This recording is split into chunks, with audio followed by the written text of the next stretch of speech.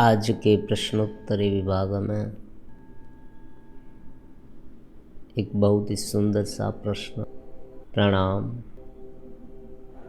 लंबे समय से साधना से जुड़ा हुआ हूँ, ज्ञान का अभ्यास कर रहा हूँ, ध्यान का अभ्यास कर रहा हूँ। जब मैं ध्यान करता हूँ तब पूरे शरीर में एक लहर दौड़ने लगती है, फिर आनंद से स्तब्ध हो जाता हूँ, शांत हो जाता हूँ। लेकिन फिर से जब विचार अलग अलग आने लगते हैं तब ये स्थिति टूट जाती है। जो लंबे समय से जुड़े हुए हैं उन्हें पता है कि ज्ञान और ध्यान दो अंग हैं। अब देखो, शुरुआती साधक जब ध्यान करता है तब उनकी मनस्थिति, प्राण की स्थिति विचलित होती है। अब जैसे जैसे प्राण स्थिर होने लगे, मन एकाग्र होने लगे, चेतना प्रकट होने लगती है। चेतना भीतर है। देखो, ये ज्ञान का प्रमुख गत सिद्धांत है। चेतना अलग हुई नहीं है। कॉन्शियसनेस, पूर्ण कॉन्शियसनेस चारों ओर है और हमारे भीतर, मतलब हमें जो अपने होनेपन का अनुभव हो रहा है वही चेतना के कारण है। इसलिए हम कभी ये नहीं कह सकते कि चेतना अलग हो गई। चेतना आई, चेतना गई। कॉन्शियसनेस कभी भी जाती नहीं है, कॉन्शियसनेस कभी भी आती नहीं है। लेकिन ये घेरा जो है वो गाढ़ा होता है, शिथिल होता है, विवड़ होता है, मंद होता है। कभी कभी एकाग्र होने के कारण, देखो, मन इतना एकाग्र हो गया तो घेरा शांत हो जाता है, घेरा पूरी तरह से निरुद्ध हो जाता है। योग में यही बात बताई ना। देखो, पतंजलि योग शास्त्र में योग चित्त वृत्ति निरोध। आत्मा को प्राप्त करने की बात तो है ही नहीं, वो तो स्वयं प्राप्त है, वो तो भीतर है ही। समझे? जब साधक ध्यान करने जाता है तब शुरुआत में क्या होता है, एक बार अनुभव करके तो देखे।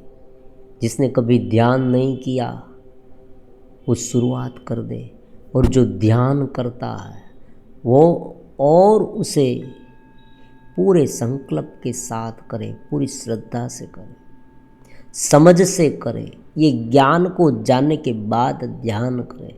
अगर इस ज्ञान को जानने के बाद ध्यान करेंगे तो जो ध्यान की क्वालिटी है ना, उनमें बहुत फर्क पड़ जाएगा। ध्यान ज़्यादा दृढ़ होगा, समझ ज़्यादा दृढ़ होगी, और यही समझ मन की बिनजरूरी उलझनों को दूर करती है। बस यही बात होती है। समझ का यही काम है कि जहाँ हमें नहीं जाना, देखो समझे, हम समझ जाते हैं कि ये बात क्या है। बच्चे को समझा दिया गया है, बच्चे को कुछ पता नहीं है, उसे एक बार समझा दिया गया कि ये नहीं करना, ये क्यों नहीं करना, ये बात समझा दी। यहाँ ये होता है और उस तरफ से जाने से ये होता है। यहाँ व्यय होता है ऊर्जा का। तुम्हें ये नहीं सोचना है, क्योंकि यहाँ व्यय होता है। तुम फंस जाते हो यहाँ पर, इसलिए वहाँ तुम्हें नहीं जाना। ऐसी बात नहीं है कि ये अच्छा है, बुरा है, ऐसी बात वैसी बात, ऐसा कुछ नहीं है। वहाँ तुम ज़्यादा फंस जाते हो। उस विकारों का चिंतन करने से तुम इतना फंस जाते हो कि वहाँ से बाहर निकलना तुम्हारे लिए मुश्किल हो जाता है। फिर देखो, ये आदत बन जाती है, ये दूसरी बात है। तो जब ध्यान करते तब अलग अलग प्रकार के अनुभव होते हैं। ये मैसेज बार बार मिलते हैं, इसलिए बार बार वीडियो बनाते हैं। समझे? पूरे शरीर में एक चेतना की लहर दौड़ने लगना। देखो, ये जागृति हुई, जागृति का चिन्ह है। शुरुआत में ये सब होगा। रीढ़ की हड्डी होती है ना, उनमें चेतना का वहन होना।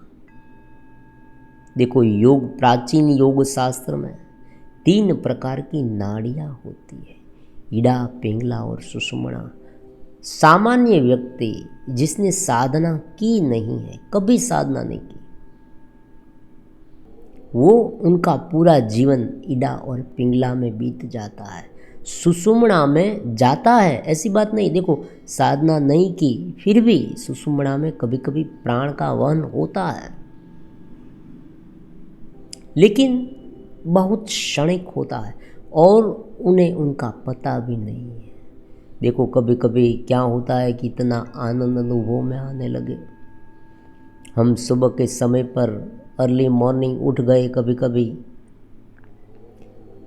और हमने कुछ नहीं किया, फिर भी ऐसा आनंद हमें अनुभव में आने लगा, हम एकदम शांत हो गए, एकदम शांत हो गए, नृत्य से आनंद से भर गए। देखो ये कैसे होगा, ये कैसे हुआ? हमने तो कुछ नहीं किया, कुछ ऐसी चीज़ भी नहीं खाई, कुछ ऐसी चीज़ देखी भी नहीं, सोची भी नहीं, फिर भी हम अपने स्वरूप में शांत हैं।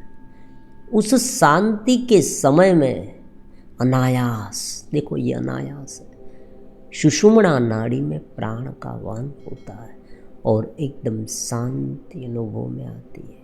ये एक दूसरे के साथ जुड़े हुए हैं, समझे, इसलिए अलग अलग अनुभव होते हैं। जो व्यक्ति ज्ञान के मार्ग से आगे बढ़ रहा है, उनका ध्यान अपने आप स्थिर होने लगेगा, और जो व्यक्ति ध्यान के मार्ग से आगे बढ़ा है, उनमें ज्ञान प्रकट होगा। ये बात होती है। जब व्यक्ति ध्यान, एकदम एकाग्रता से ध्यान करता है, तब धीरे धीरे वो समझने लगता है कि ये जो चलित मन है वही चेतना को रोक रहा है, समझे। एक और चलित मन है और दूसरी ओर उनके संस्कार है, बस 2 ही बात होती है। चेतना तो सर्वव्यापी है, सर्व में है, सर्व जीवों में है, कोई भी मनुष्य ऐसा नहीं है। आप देखें शैतान, आप कहेंगे ये व्यक्ति शैतान है, पहले के ज़माने में हम कहते थे ना, पुराणों में, वो असुर है, असुर राक्षस है, अपराधी व्यक्ति है, बहुत सारे गुनाह उनने किए हैं, ऐसा व्यक्ति है, ये पापी है, ये आतताई है, बहुत सारे नाम हम देते हैं, ये ऐसा है, वैसा है, ये है, वो है, लेकिन फिर भी उसमें चेतना है, फिर भी इसमें चेतना तो है, लेकिन उनकी मनोवृत्तियों के कारण, उनके छिपे संस्कारों के कारण ऐसा हो गया है, ऐसा दिख रहा है। अब ये सारे प्रकार के, सभी प्रकार के जो दुर्गुण हैं, मनोवृत्तियाँ हैं, वो सब जैसे जैसे हटती जाएगी ध्यान में, ऐसे बहुत सारे अनुभव होंगे। शांति, एकाएक शांत हो जाना, स्तब्ध हो जाना। कभी कभी ऐसा होता है कि जो साधक है वो ये वीडियो सुनते हैं और आँखों में से आंसू निकल आते हैं। देखो ये भी होता है, भावनात्मक रूप में चेतना का बाहर प्रकट होना, बस ये होता है। अलग अलग माध्यमों से चेतना प्रकट हो जाती है, चेतना भीतर है। जैसे ही जहाँ एकाग्र हो वहाँ चेतना बाहर निकल जाती है, निकल आती है, उनका अनुभव में होता है। प्राणों के माध्यम से, शरीर के माध्यम से, विचार के माध्यम से। देखो कभी कभी कोई एक ऐसा नवीन विचार आने लगा, एक दिव्य विचार आया, दिव्य संकल्प आया। ये जो बड़े बड़े ग्रंथ लिखे गए हैं, रामायण की रचना की गई तुलसीदास जी ने, देखो बहुत सारे ग्रंथ, बहुत सारे भजन कीर्तन, ये सब कबीर के दोहे आप सुनते हैं। जब भी हम सुनते हैं तब क्या होता है, कभी कभी तो हम उनमें इतने निमग्न हो जाते हैं कि मन एकदम शांत हो जाता है। ऐसा क्यों होता है? ऐसा इसलिए होता है कि वो उस स्थिति में लिखे गए हैं। बहुत सारे अनुभव हो गए और ये अनुभव अमूल्य है। देखो समझे,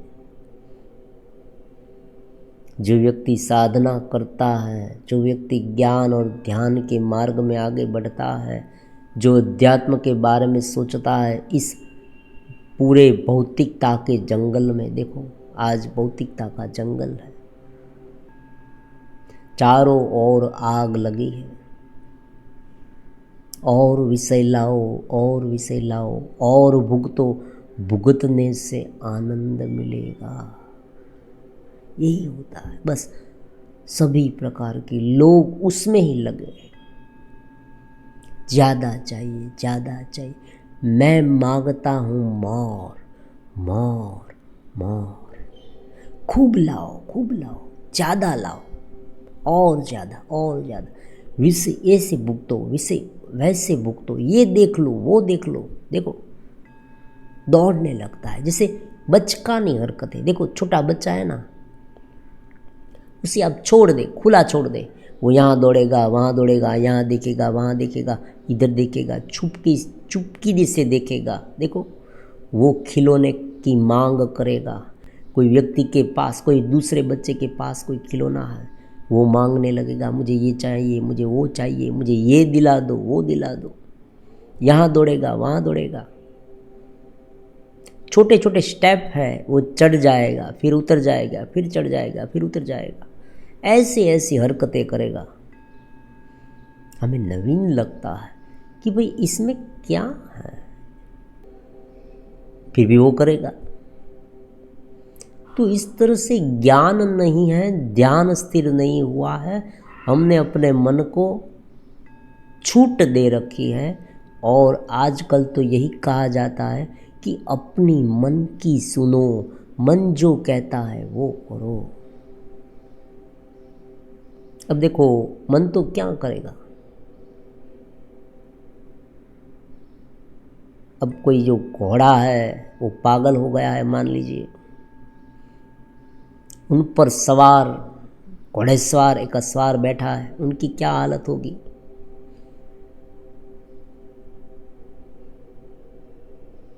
नीचे गिरा देगा, दूसरा क्या। तो यही बात होती है। तो जब वो साधना करना शुरू करता है तो ऐसे बहुत सारे दिव्य अनुभव उसे होते हैं। लेकिन यहाँ पर एक बात ये भी है कि किसी भी प्रकार के अनुभवों को पकड़ना नहीं, उनसे डरना नहीं, ये भी बात होती है। डरना नहीं। देखो कभी कभी मृत्यु का अनुभव होता है। मैंने एक बार ऐसा मैसेज पढ़ा था, एक साधक ने पूछा कि जब मैं ध्यान करता हूँ तब ऐसे गहराई में चले जाता हूँ कि मुझे डर लगता है कि कहीं मेरी सांस रुक न जाए, कहीं मैं मर न जाऊँ। देखो ये होता है। ये क्यों होता है? ये इसलिए होता है कि जब व्यक्ति ध्यान करता है, जब व्यक्ति इतना एकाग्र हो जाता है, तब वो अपने अवचेतन माइंड में चला जाता है। आधा ध्यान, आधी जागृति, आधी नींद, ये भी एक अनुभव होता है। व्यक्ति जैसे ध्यान करे, वो जैसे कुएं में गिर रहा है वैसा उसे लगेगा। व्यक्ति जैसे ध्यान करे और कभी कभी क्या होता है, बहुत सारे विकार उत्पन्न होने लगते हैं, बहुत सारे विकार, वो उन पर कंट्रोल नहीं कर पाता। ये सब अनुभव जो होते हैं, उस अनुभव में से किसी भी अनुभव को पकड़ना नहीं है, उसे बहते देना है, बहने देना है। जैसे जैसे वो बहते जाएंगे वो अपने आप शांत होते जाएंगे और हम अपने स्वरूप में एकाग्र होते जाएंगे, लीन होते जाएंगे। बस उसे देखते जाना। अगर उसे पकड़ेंगे तो क्या होगा? देखो मान लीजिए कोई व्यक्ति ध्यान में बैठा है और पूरे शरीर में ये चेतना की लहर दौड़ने लगी, ऐसा उसे अनुभव हुआ और वो पकड़ने लगे, तो दूसरी बार जब वो ध्यान करेगा तब वो क्या करेगा, उस लहर को मान कर, उनमें एकाग्र होकर वो कल्पना करने लगेगा। ये बात होती है। और यहाँ पर कल्पना नहीं करनी है।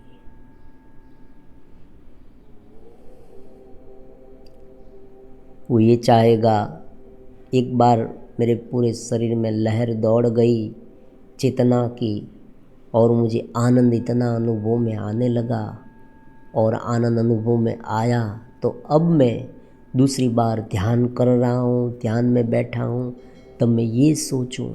देखो ये सोचता है कि लहर दौड़ी दौड़ी दौड़ी दौड़ी, ये देखो लहर आई लहर आई लहर आई, पूरे शरीर में छा गई। तो ये एक प्रकार की कल्पना करने लगता है। और ये कल्पना है ना, वो कभी कभी सफल होती है, कभी कभी सफल नहीं होती। और अब देखो ये कल्पना के आधार पर उसे अनुभव हुआ तो भी हो सकता है कि वो उनकी कल्पना हो, उसे अनुभव वास्तविक रूप में नहीं हुए हो। और अगर कल्पना के मुताबिक अनुभव नहीं हुआ तो उसे लगता है, दुख लगता है, उसे ये लगता है कि मेरी साधना अधूरी रह गई, वो अनुभव मुझे आज नहीं हो रहे हैं।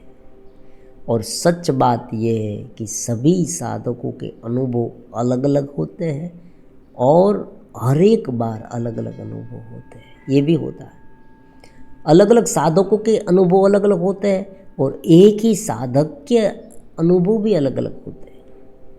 जो अनुभव पहले हुआ था वो आज हो ऐसा नहीं होता है। कभी घंटी की आवाज़ आई, कभी शंखनाद दिखा, देखो सुना, कभी एक ज्योति दिखी, कभी सिद्धों के दर्शन हुए, कभी गुरु सामने दिखे, कभी कभी तो व्याख्यान कोई दे रहा है, कोई समझा रहा है, ऐसा लगा। ये सभी प्रकार के और चित्तन माइंड पूर्ण चेतना के अनुभव है। अलग अलग प्रकार के अनुभव, चेतना प्रकट हो रही है अलग अलग माध्यमों से। वो कभी मन के माध्यम से प्रकट होती है, कभी प्राण के माध्यम से प्रकट होती है, कभी अवचित्तन माइंड के माध्यम से प्रकट होती है, कभी नींद में प्रकट होती है। देखो कोई व्यक्ति सो रहा है और एकाएक विभाग जाग जाएगा, ओह मुझे किसी ने पुकारा, किसी ने बुलाया, मेरे गुरुदेव मुझे बुला रहा है, समझे। ये सब जो है ना वो उसे जागृत करने के लिए संकेत है। उसे ध्यान में, वो ध्यान में और ज्ञान में दृढ़ हो, इसलिए सब ये संकेत, ये अनुभव हो रहे हैं। ये शुरुआत है। साधक जैसे जैसे आगे बढ़ता जाएगा ये अनुभव कम होते जाएंगे और चेतना का अनुभव ज़्यादा होते जाएगा।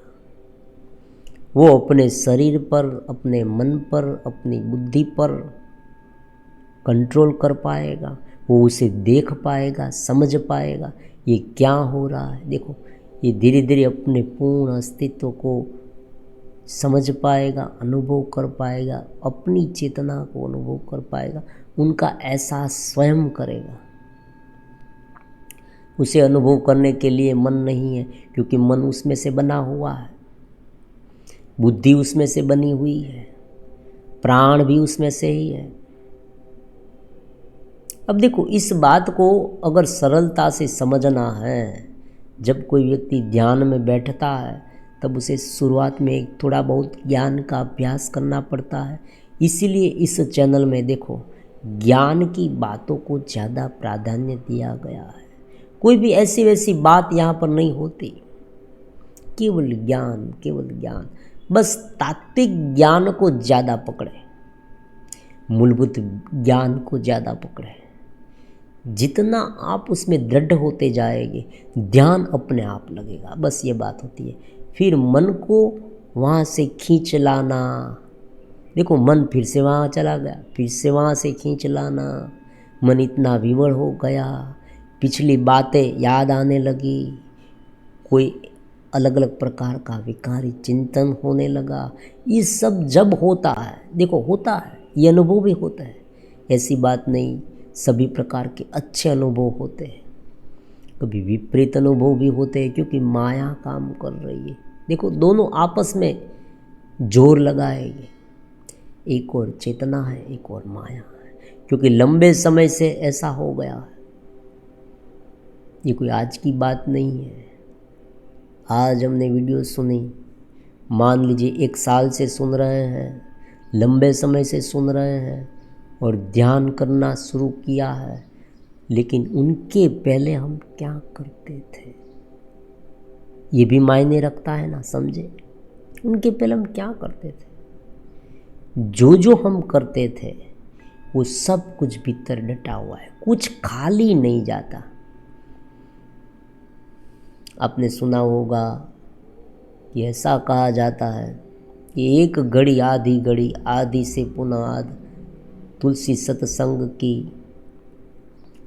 तो ऐसा इसलिए कहा जाता है, देखो यहाँ पर भी एक विज्ञान है कि जो आधी से आधी घड़ी में भी हमने ऐसा सोचा है, वो भी संस्कार के रूप में जम जाएगा, संस्कार के रूप में स्टोर हो जाएगा। साधक को जो दिव्य अनुभव हुए हैं, वो सभी प्रकार के अनुभव उनके अंतराल चित्त में, उनके अंतराल चित्त में स्टोर हो जाते हैं और साधक को प्रेरित करते रहते हैं। तो जैसे शुभ संस्कार है, साधना से के अनुकूल संस्कार है, वो जैसे स्टोर होते हैं, वैसे प्रतिकूल संस्कार स्टोर होते हैं। तो बहुत ही सहज बात है कि जिस तरह से ये अनुभव होते हैं, उसी तरह से विपरीत अनुभव भी होंगे, दोनों होंगे। लेकिन दोनों अनुभवों को पकड़ना नहीं है बस, क्योंकि ऊपर उठना है हमें। जैसे ही पकड़ेंगे वहाँ रुक जाएगी। आपने कभी कभी ऐसी कथाएं सुनी होगी कि जब कोई भक्त, एक भक्त माँ को याद करता है, भगवान को याद करता है और कहता है कि हे माँ, हे भगवान, आप मेरे साथ आओ, मेरे घर तक आओ। तब भगवान शर्त रखते हैं कि तुम मुड़कर नहीं देखना। कोई देवी माता शर्त रखती है कि मुड़कर मत देखना, पीछे मत देखना, बस आगे आगे चलते जाना, चलते जाना। जैसे ही तुम मुड़ के देखोगे, शंका करोगे, तुरंत मैं वहाँ रुक जाऊंगी, मैं रुक जाऊंगा। और वो साधक, वो भक्त आगे आगे चलता जाता है, चलता जाता है। फिर बीच में उसे शंका आने लगती है कि देखूँ तो सही कि पीछे वो आ रहे हैं या नहीं आ रहे हैं। और जैसे ही वो मुड़ के देखता है, वहाँ देवी माँ स्तब्ध होकर वहाँ स्थिर हो जाती है, बस वहाँ से आगे नहीं जाती। तो उसी तरह से ये साधना में होता है।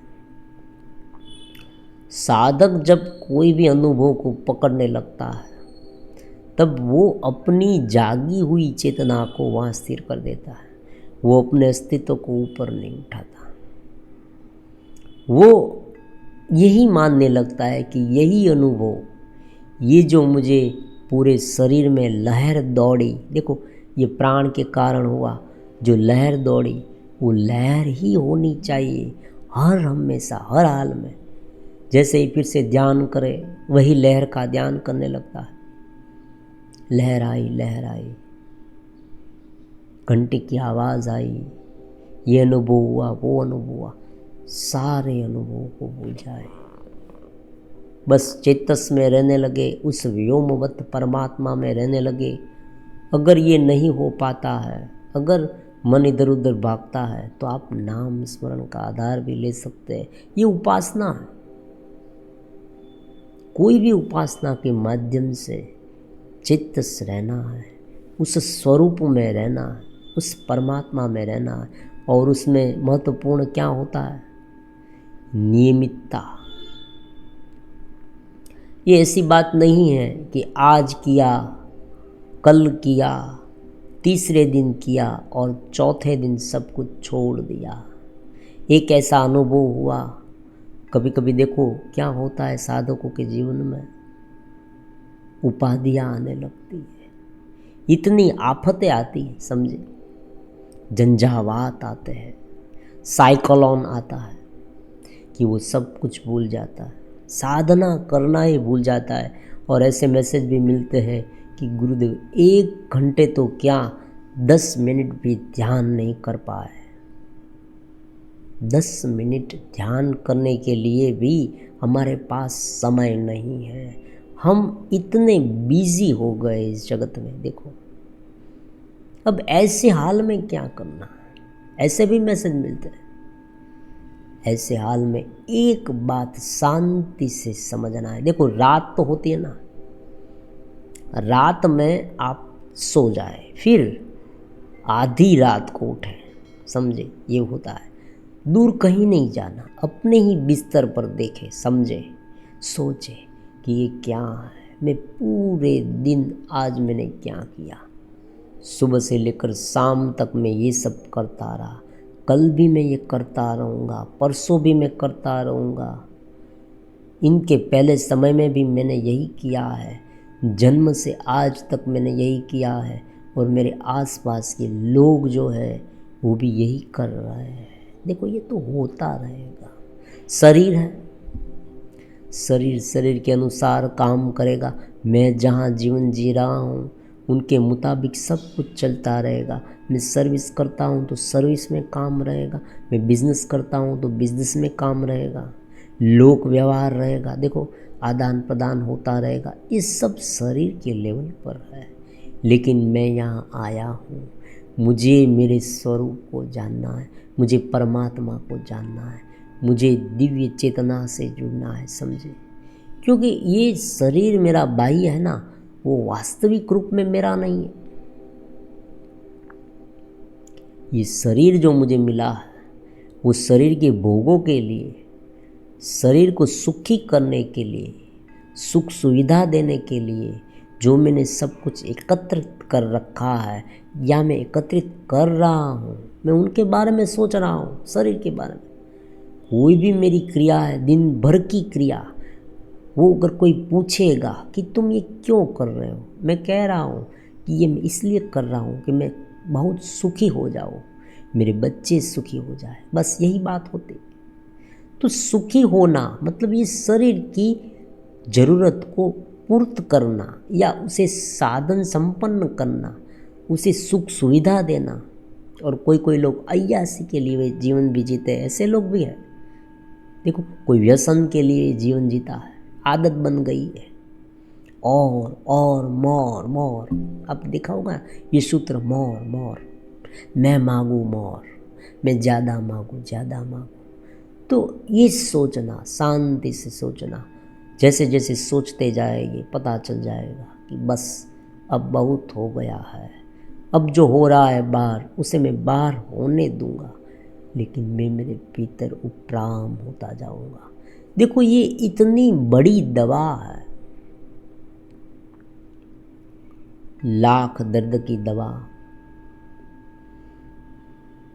इसे लाख दर्द की दवा क्यों कहा गया है? आत्मज्ञान को, चेतना को, ध्यान को ये इसलिए कहा गया है कि ये भीतर को इतना मजबूत कर देता है कि जो बाहर हो रहा है ना, जो कुछ बाहर हो रहा है जगत में, वो सब सहजता से सह पाएगा, समझ पाएगा, और कब क्या करना है वो उसे मालूम हो जाएगा। और मान लीजिए उसने कुछ किया और उनके गलत परिणाम आए, ये भी हो सकता है। कभी हम अच्छा काम करते, अच्छा काम करने निकले थे और क्या मिल गया? निराशा मिल गई। हमने तो ये सोचा था कि ये करने से मेरा कल्याण होगा, भला होगा, मुझे लाभ होगा, लेकिन यहाँ क्या हुआ? सब उल्टा पड़ गया। ये भी हो सकता है। उस समय धीरता, गंभीरता ये ज्ञान और ध्यान से आती है। व्यक्ति अपने आप को कंट्रोल कर पाता है। क्यों कंट्रोल कर पाता है? उनका भी विज्ञान है। देखो दरेक चीज़ें तत्व से समझनी है। ये इसलिए कंट्रोल कर पाता है क्योंकि उसने कंट्रोल किया है। वो निरंतर यही करता आया है, ध्यान में और ज्ञान में। सोच आई, सोच को समझा। कोई भी विचार मन में इतना घुमरा रहा है, विचार को पूरी तरह से पोस्टमार्टम कर दिया। क्यों विचार आ रहा है? क्या है ये विचार? उनका क्या कारण है?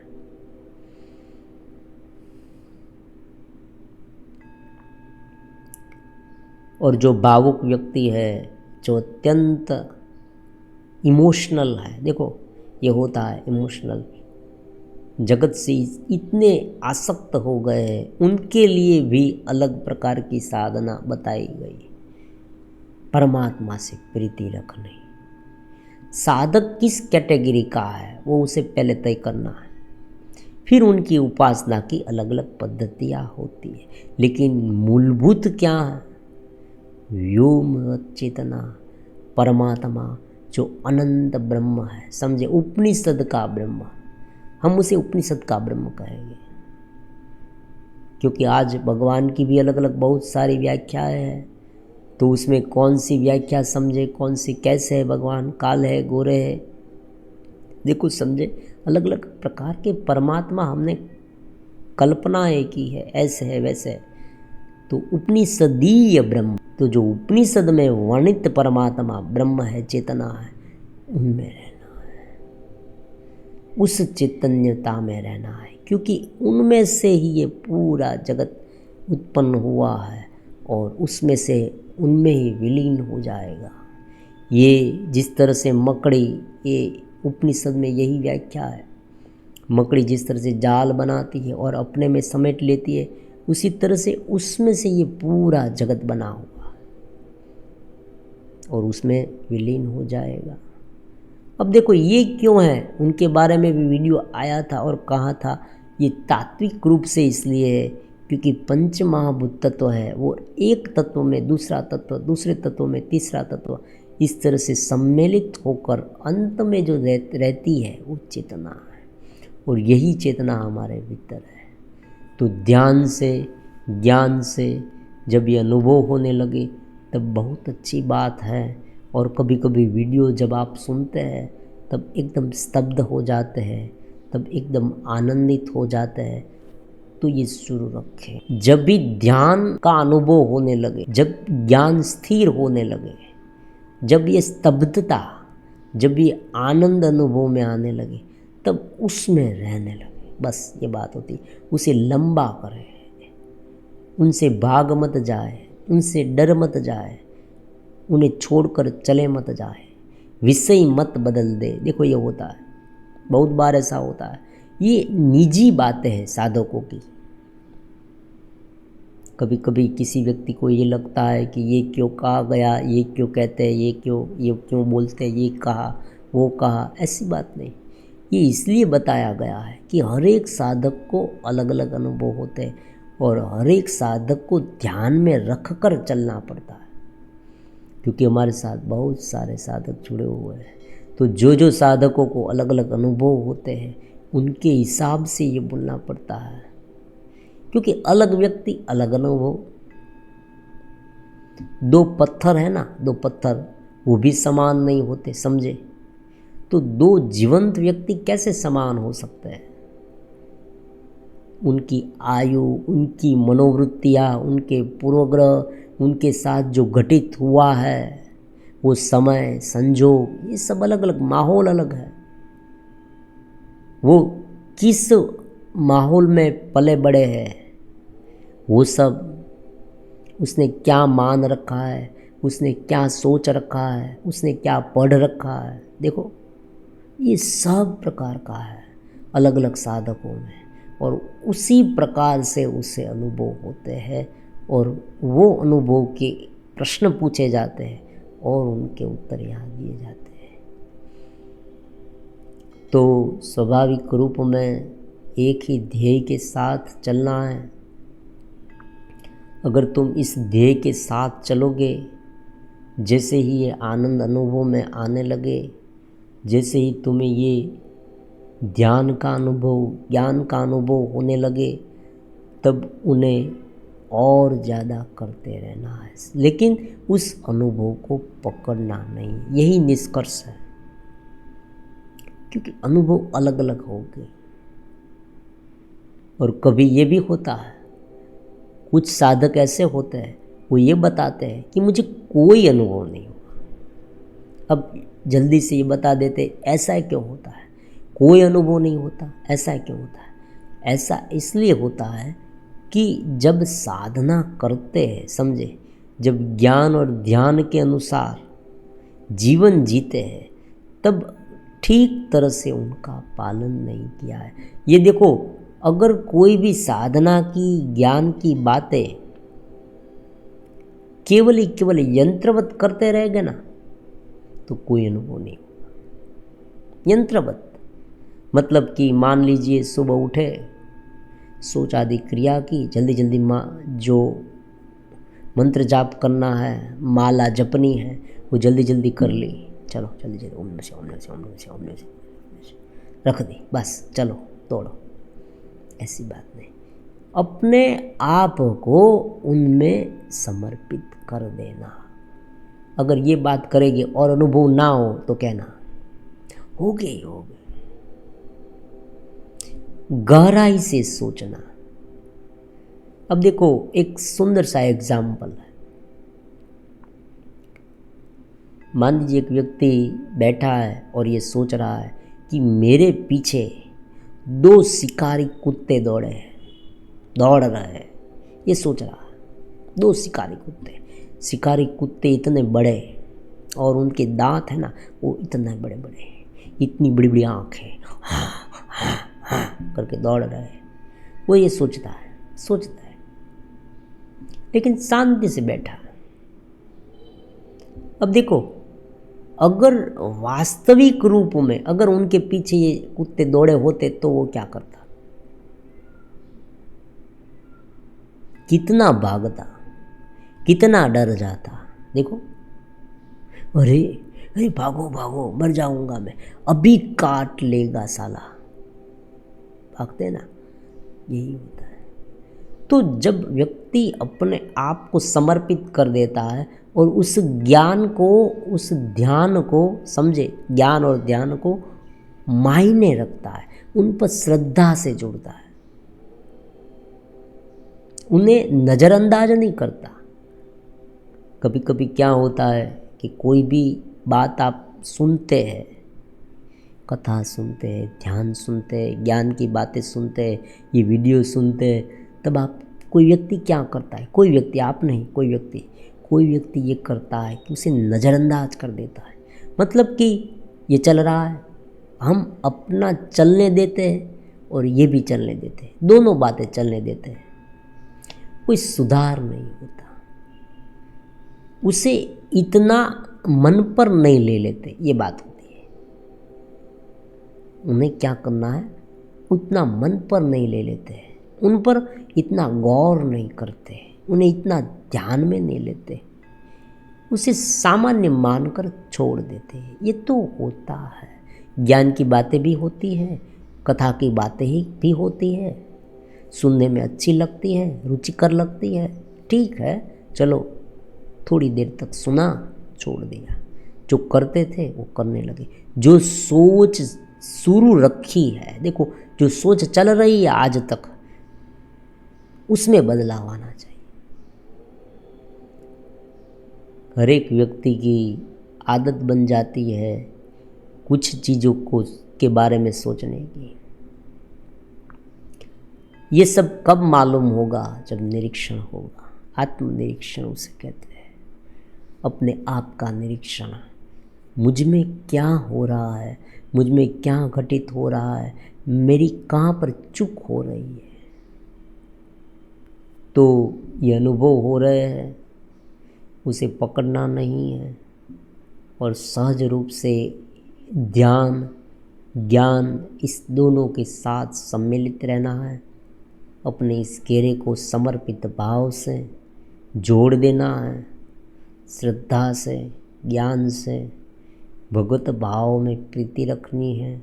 तो धीरे धीरे ये सब जो है ना, वो चित्त स्थिति की ओर ले जाएगा और व्यक्ति अपने आप उस अनंत चेतना में लीन होता जाएगा।